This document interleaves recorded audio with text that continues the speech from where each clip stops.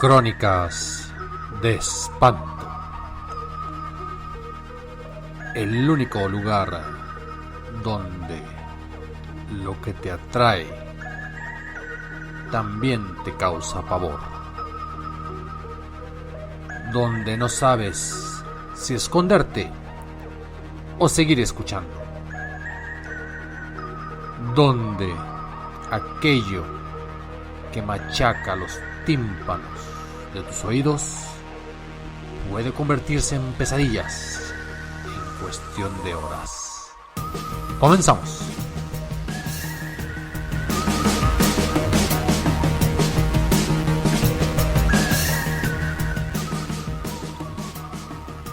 A veces no es necesario convertirse en asesino serial para dejar una marca indeleble en la historia. A veces no se requieren muchas víctimas para llegar a formar parte del imaginario popular como un asesino que se debe recordar. No hay cosa tan terrible como acabar con los seres queridos. ¿Qué me dirían de un filicidio? ¿De un marricidio? ¿Serían capaces, en su mayor asomo de locura, de exterminar a su madre y a su hermana? Hay historias que así comienzan y son motivo de este podcast. Si yo les hablara de Anastasia Leshchenko, quizás pensarían en las estepas rusas, en el frío siberiano, en ese país que pudo soportar una invasión napoleónica y después otra invasión hitleriana, en ese pueblo acostumbrado a acontecimientos trágicos, famoso por su mafia rusa. Pero no, señores, hablamos de una mexicana. Y Anastasia, por azares del destino, es una persona que actualmente está en la cárcel, que a la corta edad de 19 años ha visto interrumpido su proceso de vida, de sueños, de realizaciones, por cuestiones que formaron parte de los titulares de los periódicos a nivel nacional hace unos 4 años. ¿Dónde comenzaríamos con esta historia que, aunque es de terror, termina siendo trágica? Vayamos viendo poco a poco cómo fue la historia. El 6 de septiembre, Igor recibió una llamada y era del novio de su hija Anastasia. Y le pedía ayuda al otro lado del teléfono. Esta joven de ascendencia rusa lloraba descontrolada y se expresaba en gritos tanto en ruso como en español. Ella, nacida en México, en San Luis Potosí, pero llevada a Rusia desde pequeña, solo para ser registrada en aquel país, estaba perdiendo el control y no se entendían sus gritos. Unas horas antes, su papá terminaba de entrenar a la selección de gimnasia de Baja California, en el centro de alto rendimiento, y recibió esta llamada que antecedería una serie de acontecimientos que terminarían en este horroroso doble homicidio. Llegó a la casa y encontró una Anastasia fuerte. No podría sujetarla. Lloraba y esos gritos tan agudos causaban dolor en los oídos. Incluso para Igor, su padre, un hombre que poco sonríe y que tiene la fuerza de todo un atleta olímpico, llevarse a Anastasia fue como cargar un yunque. Decidió llevarla al Hospital de Salud Mental, una institución reconocida por apoyar a gente con problemas económicos, pero que a la vez tenía padecimientos mentales. ¿Por qué? La falta de dinero siempre había sido una constante en la casa de esta familia, que había migrado de Rusia hace apenas un par de décadas. El primer pago por esa primera hospitalización, valga la redundancia, fue de casi 500 pesos. Y para el mes de septiembre, la joven fue asistida por el médico Jesús Esteban, con testigos, el señor Iván, su padre, y el novio Juan Eduardo. Decía Igor que los gastos eran muchos, mantener hospitalizada a su hija con problemas mentales era imposible, pues aunque el hospital aceptaba pólizas del Seguro Popular, su caso no aplicaba porque la joven había consumido drogas y había que costear el tratamiento. Ergo, Anastasia abandonó el hospital y residiría en su casa. En este mismo año, del 2014, la familia Leshchenko se enteró de que su hija estaba enferma y el diagnóstico firmado por otro médico certificaba que esta joven, Anastasia, padecía trastorno psicótico.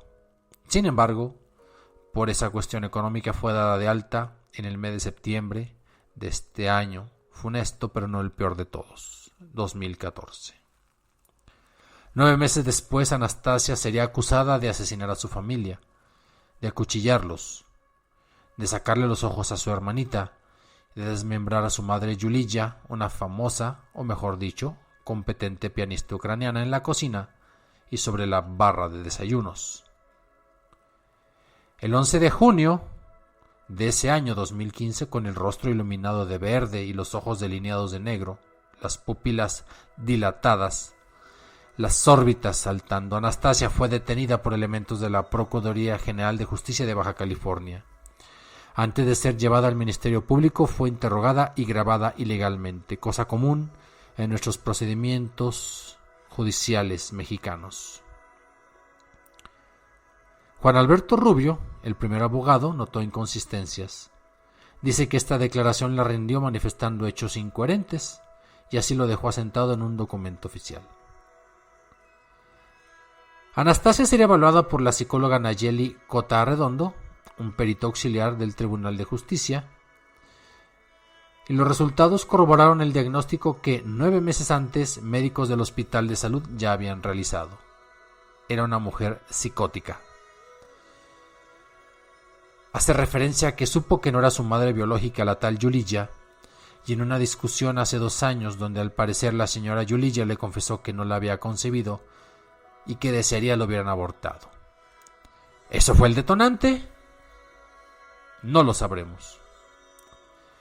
Explica que durante la entrevista con Anastasia, esta misma perito escuchó de su voz que ella aseguraba no haber matado a su madre y a su hermana.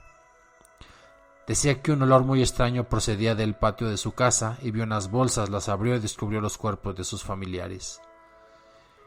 También explica que los agentes que la detuvieron abusaron sexualmente y la golpearon. Luego de ver a Anastasia en la penitenciaría, se detectó que tenía alteraciones de pensamiento. Manchas en el cuello, cabello rubio. La pobre Anastasia es un caso interesantísimo, pero más trágico todavía. La joven presentó un perfil válido con presencia de perturbación emocional severa, mal funcionamiento del yo, y de repente Anastasia hablaba de Yulia y Valeria, su mamá y su hermana, en presente, como si estuvieran vivas. Tenía pensamientos propios de la psicosis, perturbación de juicio, voluntad y afectividad. Dentro de este informe psicológico se detectó conducta impulsiva, control interno limitado, rasgos paranoides, un cuadro patológico muy marcado, ideas de referencia y persecución. Un trastorno de pensamiento, confusión, pensamientos extraños, creencias y actividades raras. Perturbación de juicio y afectividad. Es más, el dictamen pericial arrojó indicadores de trastorno esquizofrénico de la personalidad y se sugería intervención psiquiátrica. Anastasia sigue en la penitenciaría de la Mesa en Tijuana y hay quien dice que le espera una condena de 80 años, aunque estos acontecimientos trágicos ocurrieron hace 4. Otros hablan de que 40 a 50 años sería lo normal, pero si una persona perturbada psicológicamente pudiera siquiera salir y disfrutar de esa libertad que quizás nunca vivió. Vayamos atrás en la historia. Anastasia nació en el 96 del siglo pasado en San Luis Potosí. Igor, un entrenador de gimnastas, y Yulia eran sus padres, uno ucraniano, una rusa. Yulia y Igor se enamoraron cuando trabajaban en el circo ruso. Ella tenía una belleza difícilmente podía pasar inadvertida y dueña de una abundante melena, y era políglota, bailarina, pianista y estudiosa de la historia universal. Para el 95, los acróbatas decidieron que era momento de dejar la vida circense y establecerse. Aunque ella nacía en Rusia y el papá en Ucrania, escogieron San Luis Potosí, donde nació Anastasia. Heredó la extrema delicadeza del rostro de su madre. Ambos, los padre y madre, se habrán nacionalizado mexicanos años después. Probaron suerte como bailarines independientes. Cobijados primero por la empresa que los trajo a México y después por su talento, la carrera de los bailarines parecía consolidarse. Es más, se presentaron en algunos programas de televisión donde eran presentados por Rebeca de Alba y César Costa, primero viviendo en la Ciudad de México y después recorriendo otros estados de nuestro país. Años más tarde se mudaron a Tijuana, Baja California, donde el padre comenzó a entrenar a gimnastas en el centro de alto rendimiento. Anastasia era una chica normal, a juicio de todos los que la conocían. Iba a la escuela, coqueteaba con los chicos, odiaba a su maestra de química, quien no, le gustaba escuchar música y a veces se quejaba porque tenía que arreglar su habitación. En su cuenta de Facebook posteaba canciones, compartía sentimientos y emociones como cualquier joven que usaba todavía el Facebook, ¿verdad? Hablamos del año 2008, 2010, 2012, su infancia y su primera adolescencia.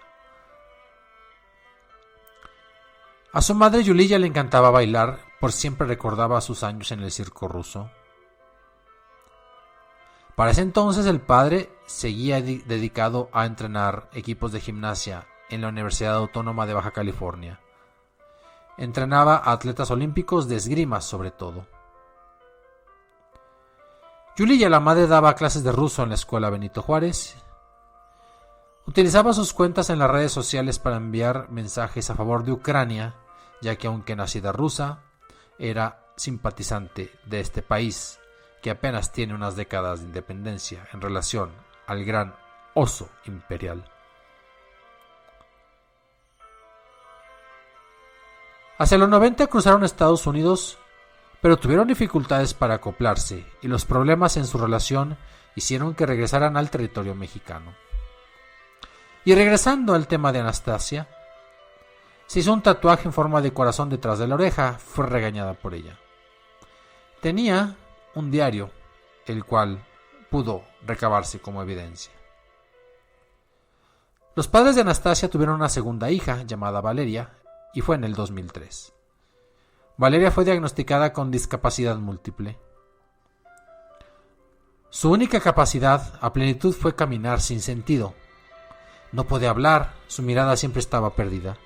Además, tenía un severo problema de autismo. Eso fue debilitando el hogar familiar. Los padres de Anastasia se divorciaron. La mujer llevaba a su hija menor al Centro de Atención Múltiple Benito Juárez.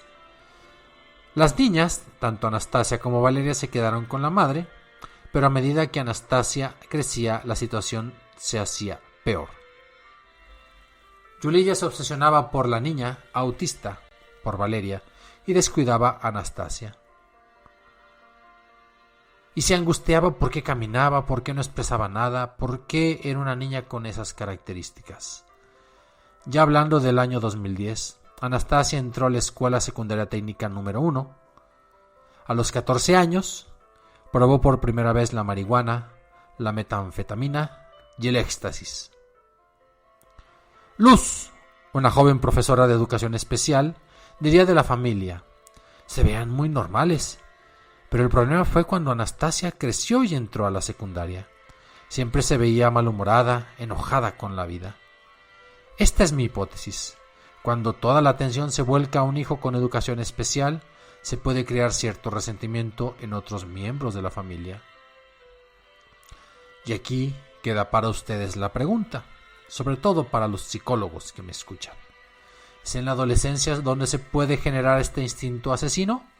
Donde junto con las hormonas, los trastornos